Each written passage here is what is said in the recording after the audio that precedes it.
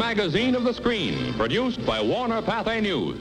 Living glimpses of history in the making, presented as a public service and as a special service to Wisconsin schools by Wisconsin's largest bank, the First Wisconsin National Bank of Milwaukee, established in 1853.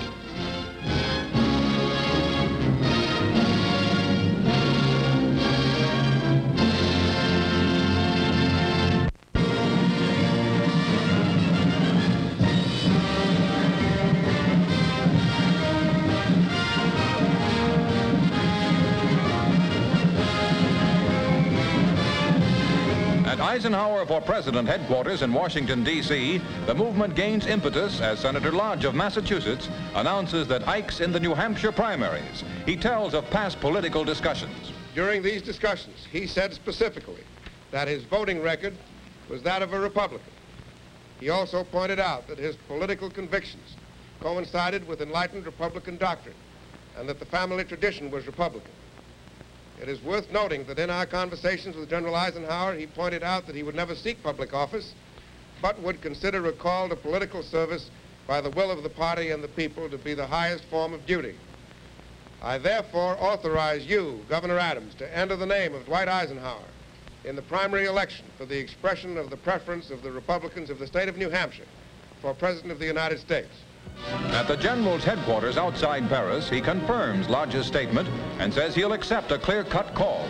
But right now, his first concern is his present job, building Europe's defenses. It is on this task that he now reports. In this common effort, many advances have been made during the past year. Morale is definitely sturdier among civilians and armed services. In numbers, efficiency, and in spirit, the soldiers, sailors, and airmen of our Allied force have been strengthened. With the news of Eisenhower's willingness to run, the Washington office from which the drive is directed grows busier as Eisenhower leaflets and buttons go out. Though he may not campaign for nomination, Eisenhower is definitely in the presidential race.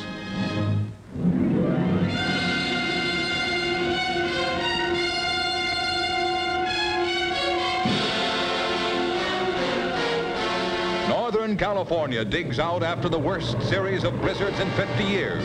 Roaring in from the Pacific, the storms have blanketed the countryside and halted all movement. Sometimes you have to dig for 10 feet to reach the roof of a car. With buildings nearly buried, the mailman's work becomes strenuous. Along one highway, a snow depth of almost 20 feet is measured.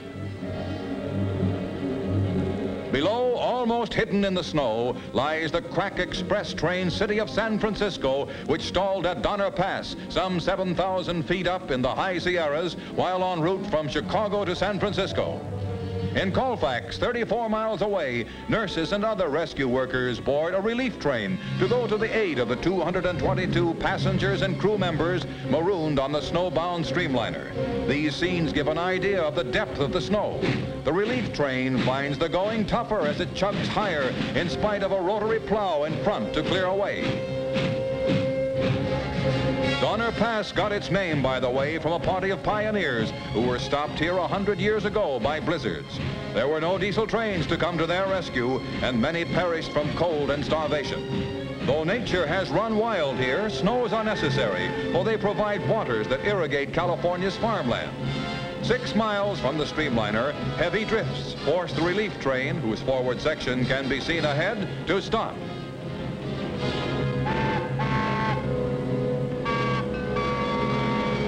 Provisions for the beleaguered passengers are loaded on Army Weasels, which, because of their caterpillar tread, can get across the snow to the stalled city of San Francisco. The Weasel is an amphibious vehicle developed during the war and since found to have a variety of peacetime uses. Here is the city of San Francisco, hopelessly blocked by snowdrifts, its sides festooned with icicles. It's been here 3 days with the passengers aboard. A news magazine cameraman is the first newsreel man there. For the last 2 days, the passengers have gone without heat.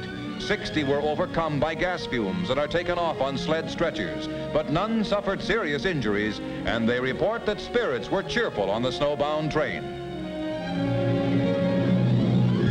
Then the monumental task of digging out the streamliner begins. Passengers are on their way home, but for 2 more days, the train lies embedded in its prison of snow. Now she moves. She's on her way. Man has won this particular skirmish in the unending battle with the forces of nature.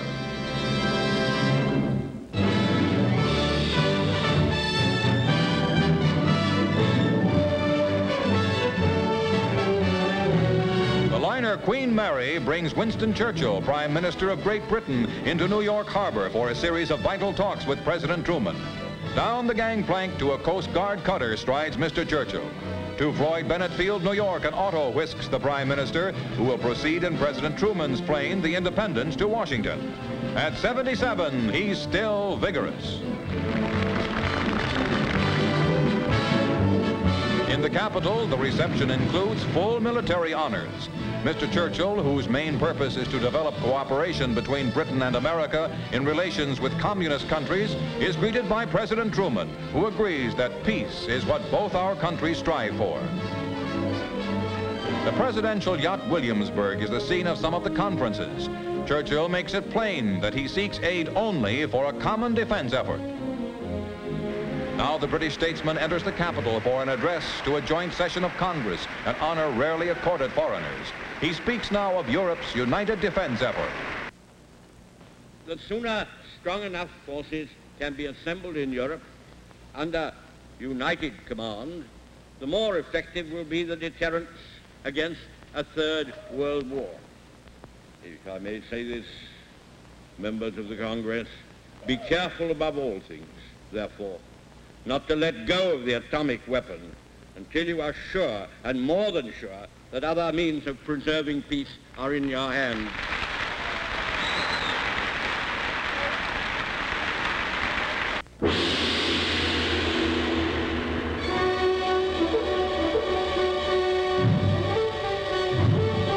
At Frenchman's Flat, Nevada, the atomic weapon of which Churchill spoke is tested as a tactical weapon of war. A film badge goes on the rifle to show how much radiation it receives.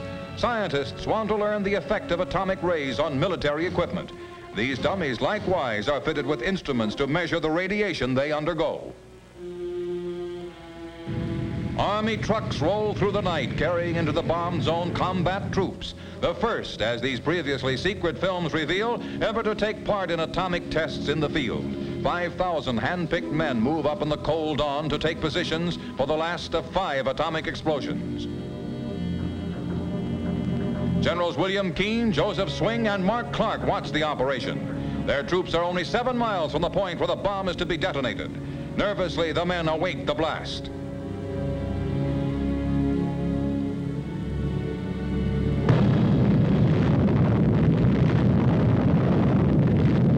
The tremendous detonation, felt 260 miles away, shakes the earth under the soldiers, and the blast fills the air with flying dust. The test is a terrifying experience, but it shows that the atom bomb can be used in support of troops. Above them, to a height of 6 miles, rises the atomic cloud. The test is successful.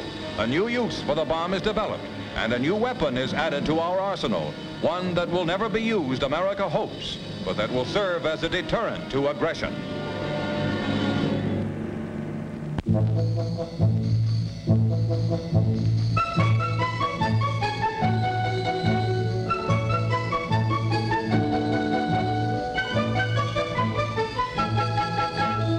Vegetables are the raw materials for Signor Luigi Livraghi's art. Signor Livraghi of Milan, Italy, uses potatoes, cabbage, eggplant, peppers, and celery to create odd and decorative sculpture. His deft fingers are at work now on a bird, which seems almost to come to life before your eyes.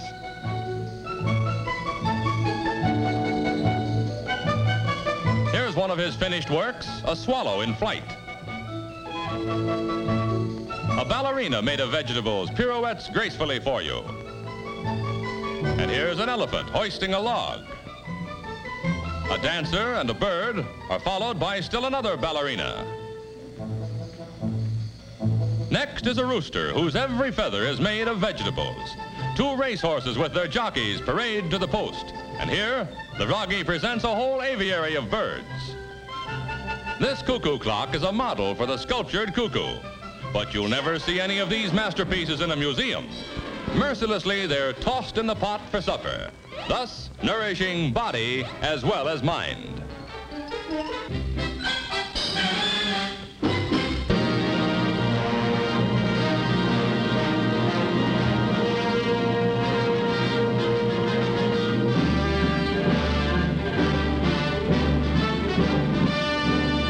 China Lake, California, the Navy demonstrates a new and complex device for observing and recording the flight of guided missiles. Film is threaded into the mobile motion picture camera. The camera performs two functions. It is telescopic, bringing the missile photographed closer to the eye, and it slows down the missile's meteor-like flight. In the telescope tube of the camera, an officer sees his reflection on the parabolic mirror. The camera is called Little Bright Eyes because of these huge binoculars through which the operator follows the target. The camera is mounted on a mobile anti-aircraft gun turret. The operator, who must have high technical skill, takes his seat. Through the binoculars, he will follow the missile's flight, while his hands control the camera's movement. It can effectively film a missile at distances of from 1 to 20 miles. Now the target is spotted. It's a plane, a tiny speck off there, rather than a guided missile for security reasons. The operator follows it with his binoculars, and the camera's parabolic mirror swings round too. Here's the film from the Navy camera. The code marks on the right are made by an electronic counter which registers speed, distance, rate of climb, and other factors. The camera, exposing film 5 times as rapidly as our conventional camera, reduces the plane's flight to 1/5 its speed. The telescope magnifies the plane 3 miles away 22 times. A Navy invention advances development of our new weapons.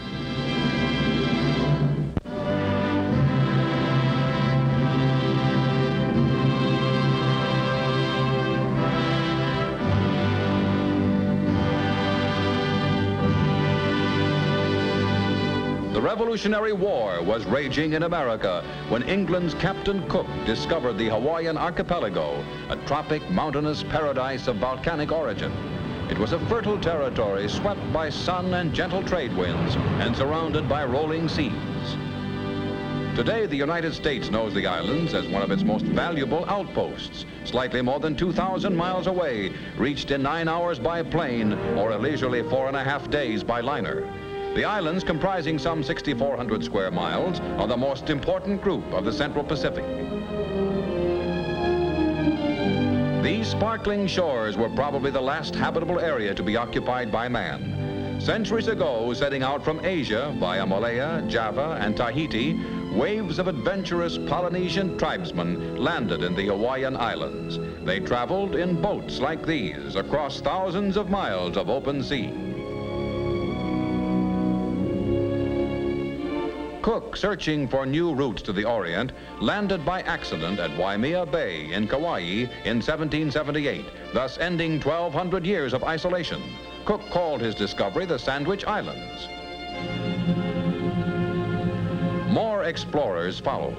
The islands became an important point of call, but native life began to disintegrate under outside influence. Then King Kamehameha the Great unified the islands. In a decisive battle on Oahu, Kamehameha defeated his last enemies, driving most of them to their deaths over the Pali, where a modern highway now runs. The wars had wiped out the native religions. Missionaries came, and Christianity began to spread rapidly through the islands. At the same time, under the direction of the New England businessmen, the natives began to plant sugarcane. The Hawaiian royal family lived in Iolani Palace. Last to reign was Queen Liliuokalani, who wrote Aloha Oe, Hawaii's most famous song.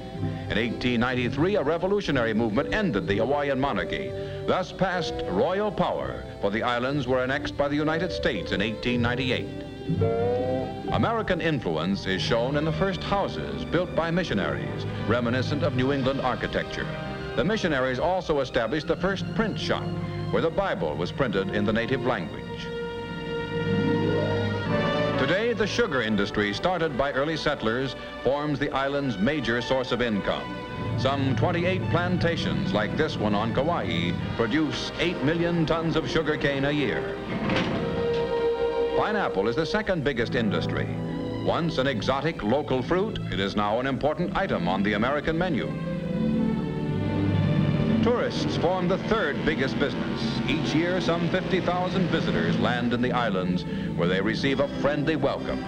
The even temperature of the Hawaiian Islands, cooled by currents from faraway Arctic seas, averages about 75 degrees, and riding a surfboard is as easy in January as in June.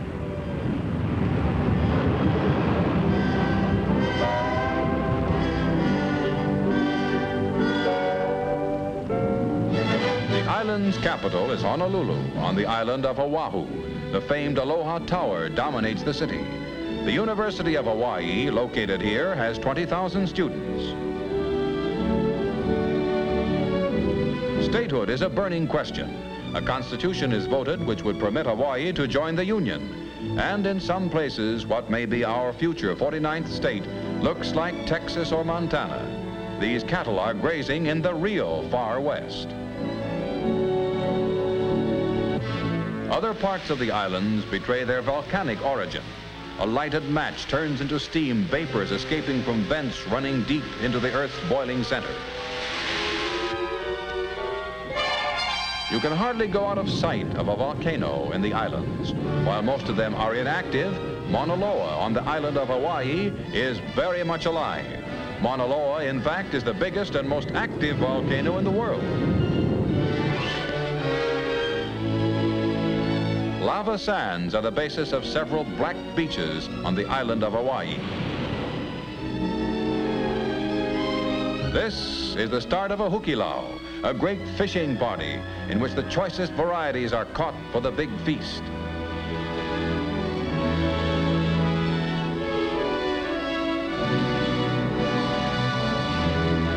It's a celebration in which everyone joins, and even the keikis, the children, can hula in the time-honored manner. In the history of the islands, this famed native dance has served as both a religion and a language. The luau is a traditional feast. A favorite dish is poi, made out of the root of the taro plant. Awe-inspiring beauty, natural wealth on land and in the seas, a deep sense of the past and of a new world to come.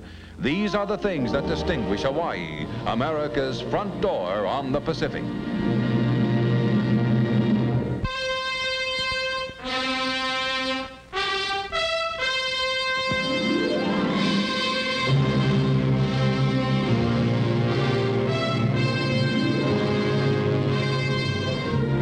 For 7 days, the storm-crippled Flying Enterprise is towed towards port by the British tug Turmoil, whose mate, Kenneth Dancy, has joined Captain Henrik Kurt Carlson aboard the listing ship.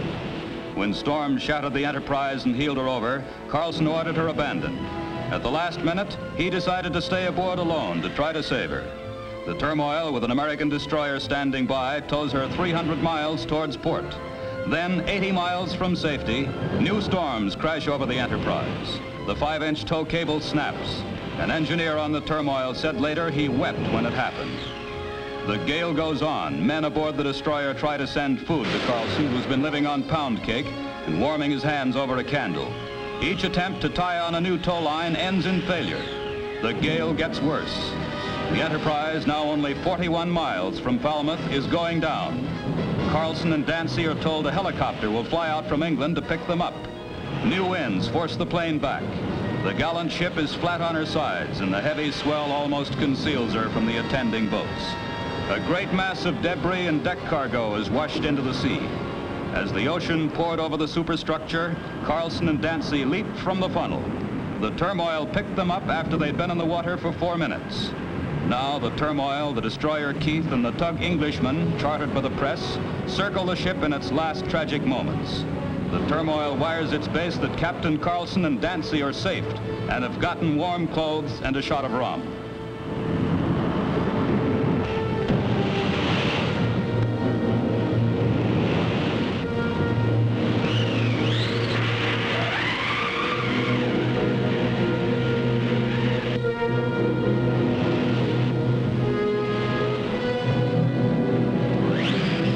Half an hour later, the Enterprise is 90% underwater. Her bow is almost straight up in the air, and then she begins to settle in 40 fathoms of angry sea, taking with her $2 million of cargo, steel, automobiles, antique furniture, objects of art, which can never be replaced.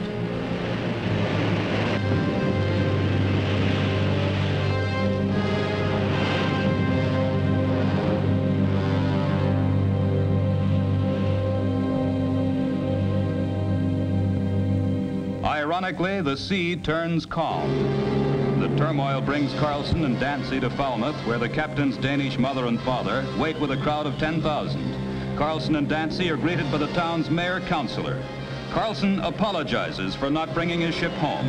With Dancy on the left, he tells how he slept on the slanted side of the cabin wall and prayed and read a book of maritime law to pass the hours. Then he's honored with a triumphal parade before he heads home to America.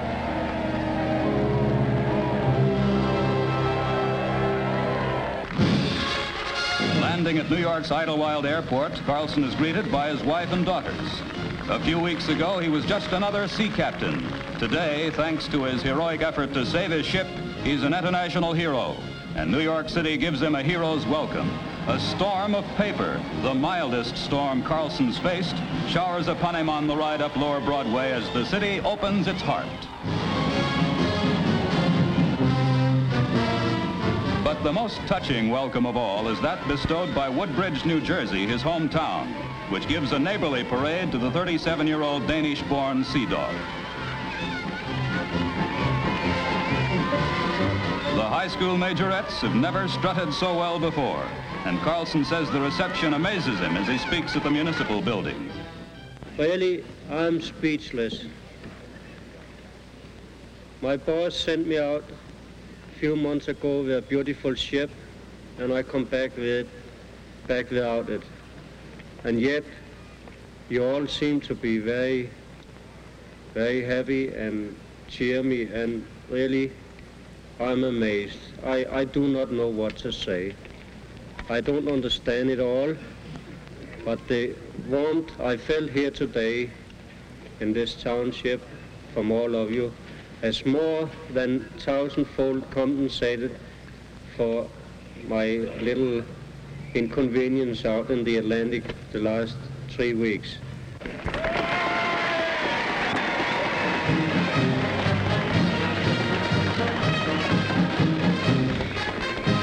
At home, Carlson refuses offers totaling thousands of dollars and says he'll go back to sea again.